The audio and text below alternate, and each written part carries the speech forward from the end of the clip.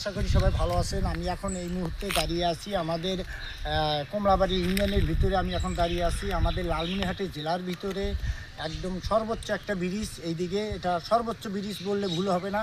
আমরা এখানে স্থানীয়ভাবে আমরা স্থানীয়দের সাথে কথা বলে দেখব যে এই যে দেখেন ব্রিজের আপনার গতিটা যদি দেখায় যে এত পরিমাণ মানে বাজেট, এই বাজেট একদম সীমা লঙ্ঘন করে ফেলেছে, এত বাজেট। আর যে নদী, এই নদী অনুযায়ী বাজেটটা হাই হয়ে গেছে।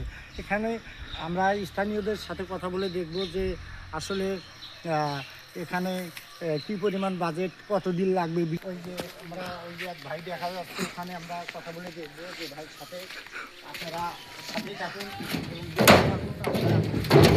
সাথে কথা বলে দেখব কতদিন লাগবে এই কাজটা শেষ করতে।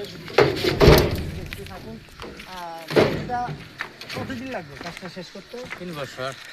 3 বছর। আপনি কি এখানকার স্থানীয়? স্থানীয়। ও, তাহলে এই ব্রিজটা জানেন কি কত টাকা, কত কোটি টাকা বাজেট? 34 মানে আনুমানিক 34 কোটি বুঝি শুনলাম আর কি। 34 কোটি টাকা বাজেটের ব্রিজ আমাদের লালমনিরহাট জেলার ভিতরে। এই যে দেখেন এত পরিমাণ যে ব্রিজটার কাজ।